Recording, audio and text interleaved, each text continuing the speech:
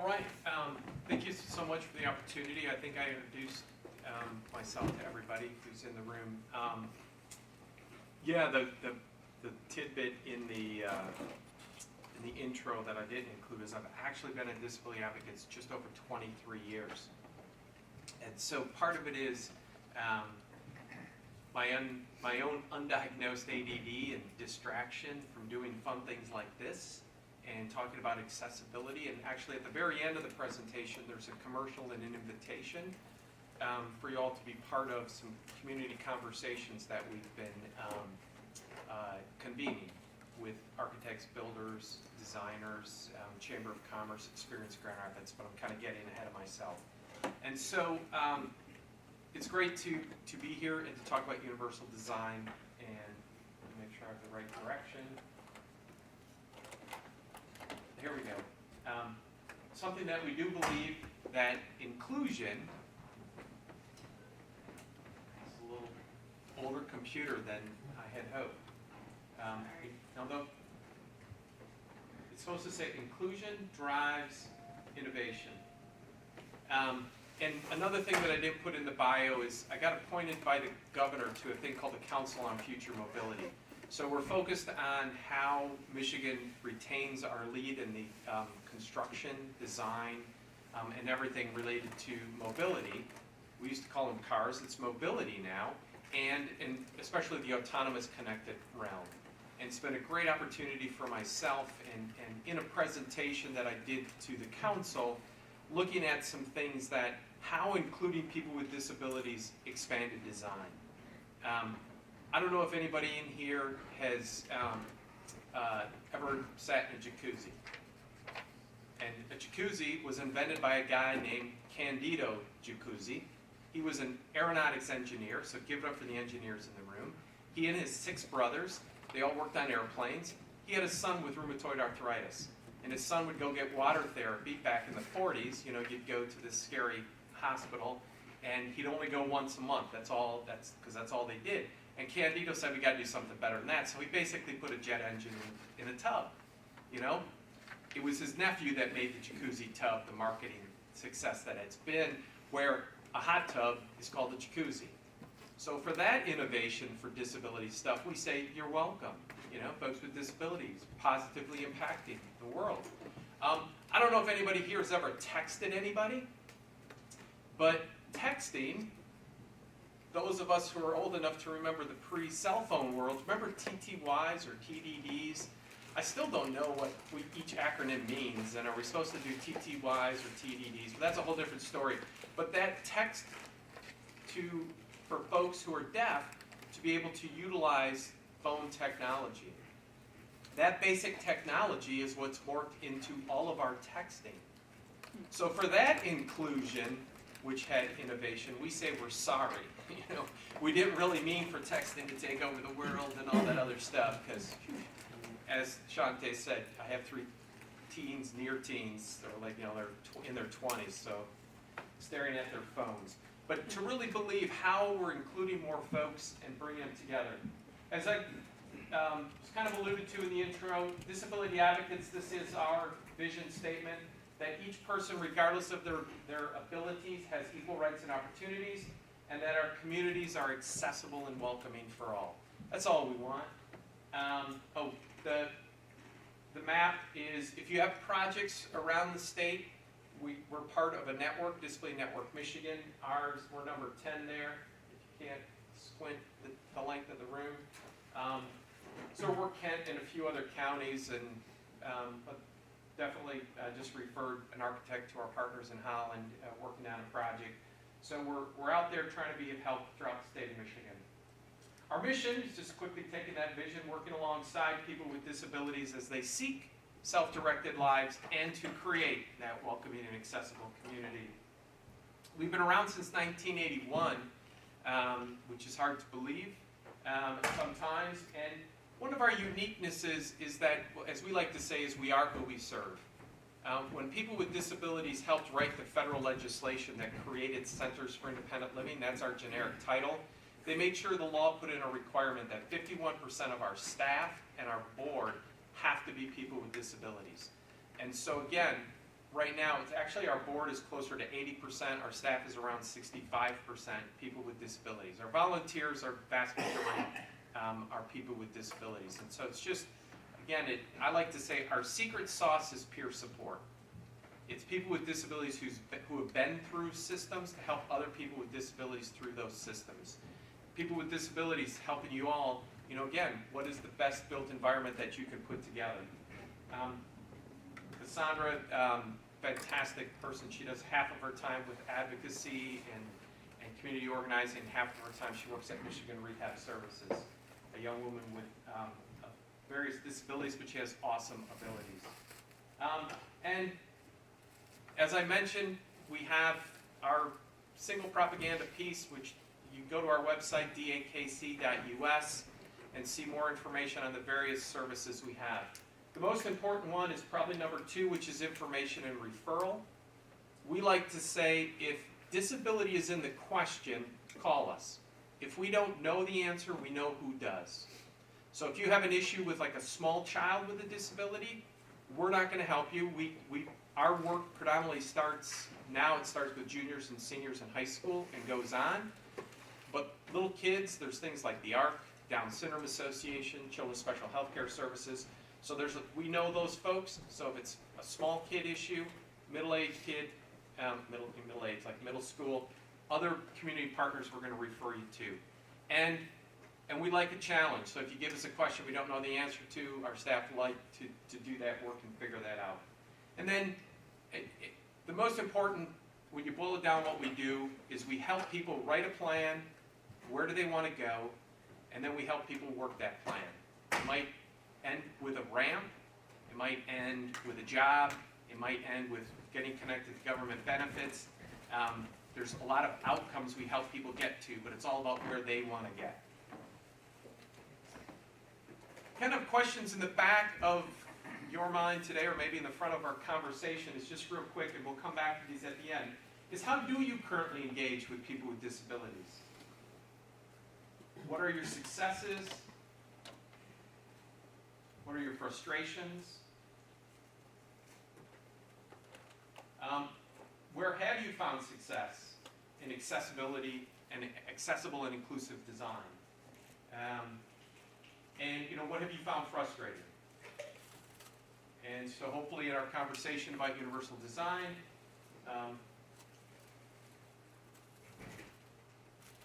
we'll start filling some of these in. But we're going to do a quick survey. Does everybody have use of their hand, right or left? Because it's a very scientific scoring technique called the Pfister 5. So this means 0, and 5 fingers means 5, right? So 0 to 5. Just want to get a sense of people's, your knowledge level of accessibility. Your knowledge of accessibility, 0 to 5. Just, okay, I see some 3s and 4s, 2s, okay. Okay, cool. Just again, it's very scientific. Your knowledge level of universal design. Excellent. Okay, cool. So we're kind of there, nice bell curve. Your comfort level with accessibility. All right, all on the top of the bell curve there. All right, we got one over but lots, we're nice 3 average there. So as we talk about accessibility and universal design, as I noted, this is the second half of our mission. Our communities are accessible and welcoming to all. Because it is about, too often, we focus on disability. What is disability? As, back 20 years ago when I was really involved one-on-one with folks a lot and did employment advocacy, 95% of the cases dealing with the ADA and employment had to deal with the definition of disability. Is this person disabled under the ADA? Because if you're not disabled, you can't pick up the ADA and use it against your employer. So 95% of the case law dealt with, are you disabled or not? And so often we talk about that person and what is their individual label. Good, bad, indifferent, it's real. And what we're trying to do in our community conversations is expand the perspective and not just saying, if my buddy Clark Goodrich was here, Clark uses a power wheelchair from a thing called arthrogryposis multiplex congenita. I usually don't know people's labels. My wife, it drives my wife, you know, in that direction because she's just like, well, what's that person's disability? I'm like, I don't know. I don't need to know. It's irrelevant to what I do. But because Clark has a really cool and rare genetic condition, I've memorized his. But Clark's just Clark. And what we focus on, what's Clark's inability, his muscles didn't grow. And so he has very limited use of his arms, and he barely can get his hand on a joystick. Back to my Council on Future Mobility stuff. We had a great time going through the North American Auto Show. And it's one thing for me to say, as an able-bodied guy, or sometimes we're called TABs, temporarily able-bodied, because you have an 80% likelihood of acquiring a disability before you die. So you're just a TAB. It's good to acquire a disability. That means you're aging successfully, you know. Anyways, we won't go that digression. What a successful aging means you get slow. But that being said, for me to say to these folks that are putting technology and really cool technology into cars, and for me to say, hey, will that work for people with disabilities? As opposed to Clark saying, will that work for me? And Clark, and due to autonomous vehicles, and they're going to be here way quicker than we think. But that being said, Clark wants to drive. His dad used to be a trucker, and Clark would be thrown in the passenger seat on school breaks or in the sleeper. He'd go all over the country. He wants to drive, so he wants a vehicle with a joystick. And I said, sorry, man, they're going to skip joysticks and go right to the robot. But Clark was talking to the men and women at the North American Auto Show, and they're like, no, we'll be able to do something for you. So Clark was excited. And then talking to the guy that was dealing with fuel cells. And this guy's like, you know, we can do fuel cells in Jeeps and backpacks of soldiers. And Clark said, how about for me on my wheelchair? Because if I only had to plug in my wheelchair every 2 weeks instead of every other day, and I wouldn't have to be afraid of running out when I'm downtown in his power wheelchair. He's like, and the guy's, oh, never thought of that. So again, having that first person perspective, not on disability, the question is, for ourselves, how are we disinviting folks because of their label? And not only are we not disinviting them, it's also even, like, I don't say worse, but we diswelcome people. Diswelcome's not even a word. I got to coin the phrase. I got to get that website, you know, diswelcome.com. So don't beat me to it, please. But that whole idea is, again, how are we simply saying to folks, you're not welcome? And in the built environment, because we're going to get to the built environment, some of that built environment, it starts, you know, probably the best example is going to be the front door. If you have 3 steps at the front door, you're clearly disinvited. You're, you know, we don't want you in here. Yeah, we do, however, we got 3 steps, you know, or there's not vertical access, i.e. an elevator. So as we looking at that frame in our conversation, huge long definition, you know, what is accessibility? You know, in getting ready for today, this is too many words from the UN Convention on the Rights of People with Disabilities. Unfortunately, the U.S. has never ratified that international convention. But even though the ADA is one of the best laws in the world when it comes to civil rights for people with disabilities. And looking at the construction code, it was fun. You know, the construction code defines accessibility by complying with Chapter 11 on accessibility. And you go to Chapter 11, it says, well, it's accessible for people with disabilities. I mean, it just kind of doesn't kind of define itself. But, you know, just how usable is the space for people with disabilities? That's the goal. But again, the focus is on folks with disabilities, on folks with limited abilities. And the downside comes down to, it's also, in air quotes, the average person with a disability. You know, because a 1 in 12 ramp, and we'll probably talk about that, 1 in 12 ramp is actually pretty darn steep for the average person who uses a wheelchair. And so when we work with folks, if you have the space, we actually, if you do something that's 1 in 20, now you've saved money on railings because it's not a ramp anymore, it's just a walkway at 1 in 20. And so it's going to be more usable by folks with disabilities that have that type of impairment, as well as, and this is always the challenge, and we're not going to talk about service animals, I promise, because service animals is a whole nother conversation. We actually did a presentation in January to the Michigan Association of Fairs and Exhibitions, and they wanted to talk about service animals, because the issue is whose rights trump. Even in our office at Disability Advocates, one of our awesome volunteers has a service animal, and the dog got a little too comfortable. We got too comfortable with the dog, and we let the dog roam around the office. We got an email from our volunteer coordinator that said, and the dog's name is Maddie, that we can't let Maddie do that because of a couple other volunteers and staff are slightly made uncomfortable by Maddie, just a dog wandering around. Looks like a very nice golden retriever, but it's like, some people don't like dogs. Whose rights come together? And so with the ADA, we're looking for that average person. And a 1 in 12 ramp, not only is it tough for a person with a manual wheelchair, it can be really tough with somebody walking with a cane. Because folks that walk with canes, sometimes steps are actually easier. It's not about getting exercise, because sometimes you hear people say that, oh, it's good to have exercise, that's why we want steps in our house, but we won't digress there yet either. But to say that a 1 in 12 ramp can be really tough and a hazard for somebody who uses a cane, because it's not a level surface. So they would rather do the 2 steps as opposed to 1 in 12. And so if you're doing a 1 in 20, are you doing something that's going to be more usable? But again, so accessibility is all about folks with disabilities, where, again, universal design, we start broadening that. It's like, how is the design of products and environments to be usable by all people to the greatest extent possible without the need for specialized design?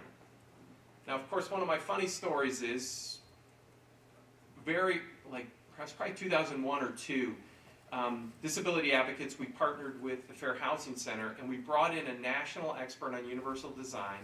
It was a woman architect from Albuquerque who used the power wheelchair. And, even though I'm Polish, I'm, kind of stingy, and so we flew her first class and her personal care attendant from Albuquerque for this presentation.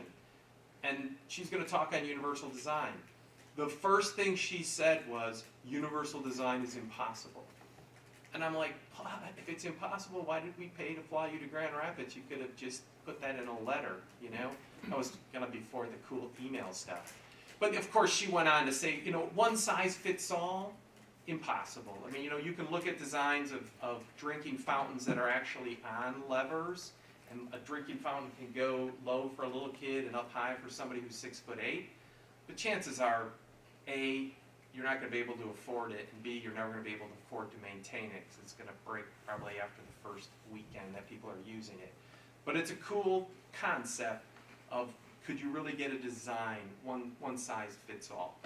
But again, for Ron Mace, who really was the father of universal design, Ron worked at North Carolina State University Center for Universal Design. I had the opportunity to meet him once at a conference in Chicago. Just a great guy. Again, he's just your ordinary average architect who happened to sit in a wheelchair. And he was trying to move beyond that perspective. Again, if we just think about disabilities, we're always going to have, I don't want to say, we're just not going to have the best design solutions. As a quick analogy, we do a lot of advocacy for public transportation in our community. And one of our mottos there is, the best thing we did to help people with disabilities get better public transportation in our communities is stop working for better public transportation for people with disabilities. We work for better public transportation for everybody. And, oh, by the way, people with disabilities are part of everybody, right? So if it's just for folks with disabilities, our system's good enough right now. But if we're trying to, and this was how long ago we coined this phrase, our goal was for Mayor Logie to jump on the bus. So So that's at least 14 years ago that we coined that phrase. You know, so, and Mayor Logie was a fantastic advocate in support of public transportation. I don't know how often he used the bus unless it was for ceremonial purposes. But you know, so taking that back to design, we want the best spaces for everybody. And we're going to quick wander through the components of universal design. But again, can we get that, and forget the products part, and that's where another person who worked at North Carolina State University, his name was Phil Zook, another architect. Ron passed away a number of years ago, and Phil unfortunately passed away a couple of years ago. When Phil was here, he worked most of his career in the South, and I remember taking him around Grand Rapids, and he was amazed. He goes, you know, what you guys can do with concrete is so cool, because we can't do that in the South. I don't know why. Again, I'm an attorney, community organizer. You engineers and architects can tell me why we can't do, or what we can do, what they can't do in the South with concrete. But I'll come to your presentation when you do that. But anyways, Phil's perspective is that they went into product design a lot because they were trying to sustain the center. That as architects they could get some work, but it was almost product design that they could make more money at. So with universal design, we do focus on products, and we'll see some other changes. However, we can't forget the built environment. You know, I mean, we don't want to run past it. Once again, something from the UN Convention on persons with the rights of persons with disabilities. Again, making sure that we can get folks included without specialized adaptation. It's just normal. What is normal? Including folks with disabilities having these components. And these are the 7, I mean, that was one of the handouts, or the main handout, and we're going to go through them right quick. The 7 components of universal design, these 7 principles. Ron Mace and a group of, I think, 11 or 12 other people put these together in '97. It was really cool to learn. Somebody was telling Mike Perry, as a suggestion, Mike works at Progressive. Mike just got an international award. It's called Project Zero. I think he was in Austria to accept the award a couple of months ago. And if the city allows it, I don't think it'll be this year, but like next year, we should do one of these conversations at the Mary Free Bed Y, so we can see what does universal design really mean. Again, we're going to see some pictures, and I got some other things to show, but to say that going out there and really looking at that, and Mike's been just, a lot of places telling this story, and people are saying, yeah, we want one of those too, or we want, how are we really including folks, again, from the front door in? That you're not confronted by a set of steps once you get inside, or an elevator. You're confronted by this big ramp that everybody uses to get downstairs. And so that Mary Free Bed Y, great place to head to, and I know Mike has made the offer to, to host some of our stuff out there. So we'll have to make that happen. Don't tell the current mayor that the city of Grand Rapids will do a field trip all the way out to Cascade Township. But we'll get through each of these 7, so I won't read them now. But there are these 7 principles, and really cool stuff. University of Buffalo.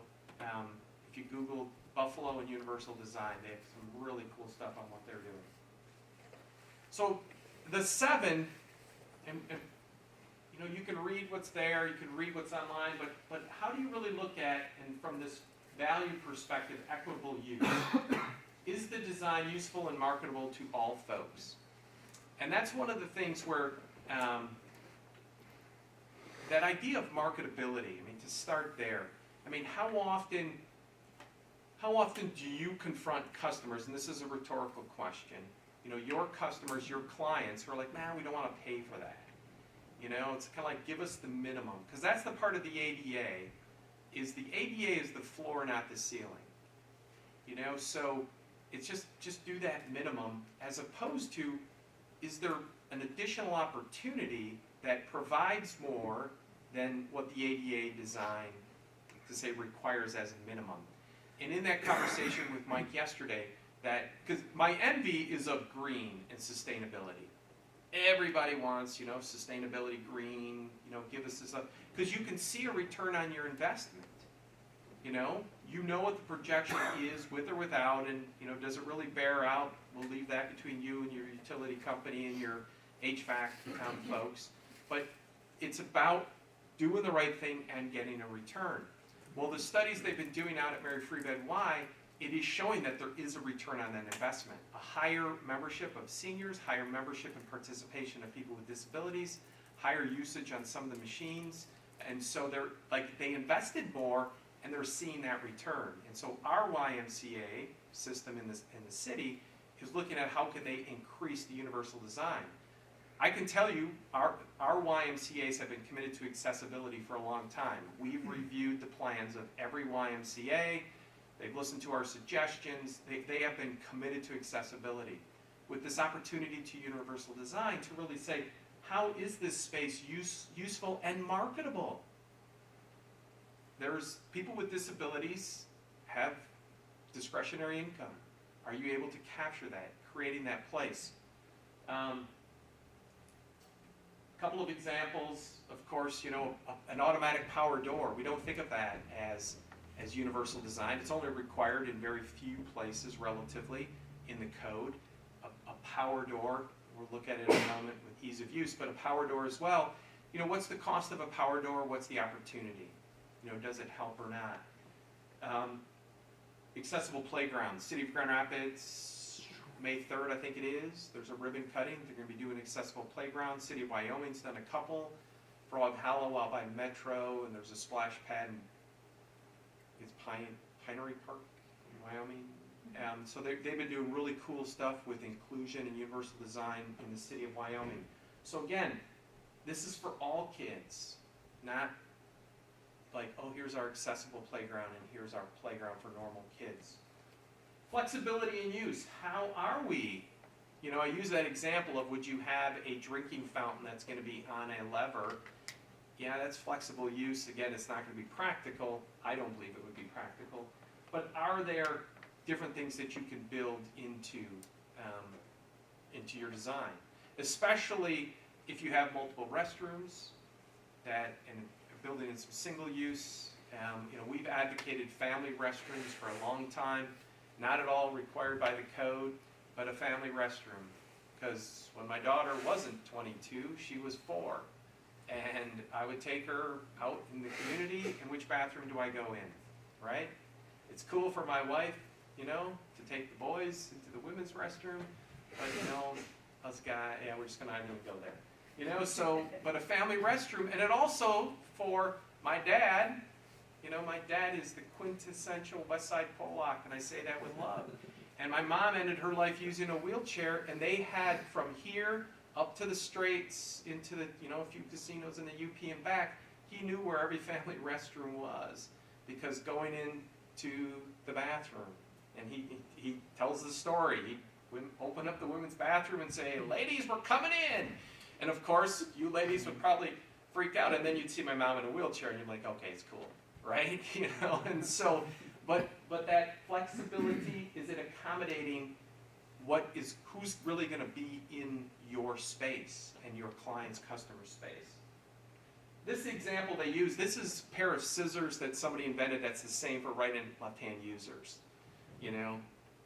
For those of us that remember the good old days, when we had that basket of scissors and left was imprinted on there.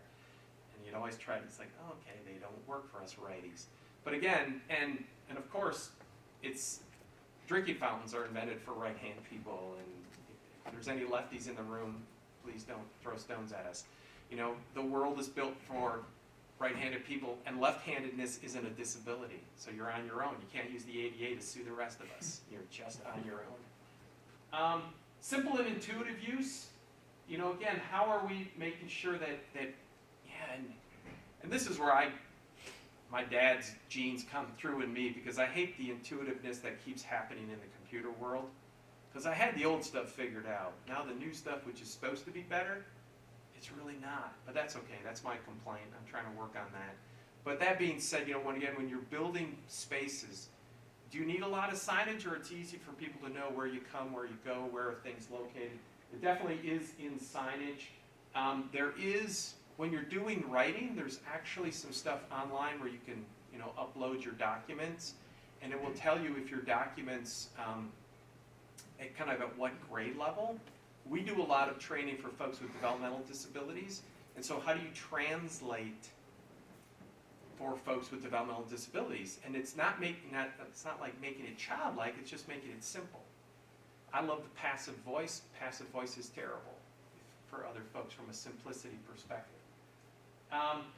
And I love to use the example of IKEA directions. I don't know if you ever put something together with IKEA stuff, but sometimes those intuitive, non-verbal things, I don't know, just give me a little bit of English, but that's okay. I know they're selling it in every country in the world, but so that's supposed to be simple and intuitive, knowing that the blurry picture on the right is just that moving walkway in an airport. You just know that space is there. Perceptible information, similar kind of thing. Will the users just, again, being able to find where they're going, what kinds of visual cues are going to be there? I know in talking with friends who are blind, being able to follow buildings, at least the exterior of buildings, is a huge benefit. That, when buildings used to line up at the street line, and now we're going back to that, but in suburban developments, you're just lost because you don't have those visual cues. But how are we making sure folks are being able to, again, find their way around? Here it's from the signage for restrooms. There's Braille, that's the person's reading on the right. Bigger letters, numbers on the old-fashioned dial there. Tolerance for error. Again, how do you make sure that that a person, with here, just looking at that ramp, it's nice that there is the railing, even though it's a small drop, because you would potentially, could fall off that just walking up it, twisting your ankle, and then you're no longer temporarily able-bodied, now you're temporarily disabled. But being able to, within that design, what kind of hazards are you aware of, and making sure that they're not there. A lot of things that protrude in, even if, again, they meet the ADA, the requirements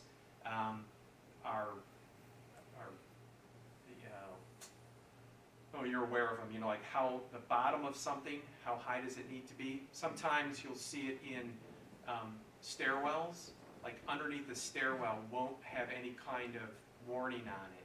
So a person could just, again, with a visual impairment, would walk underneath the stairwell and hit their head on it, as opposed to what is some kind of warning on the ground.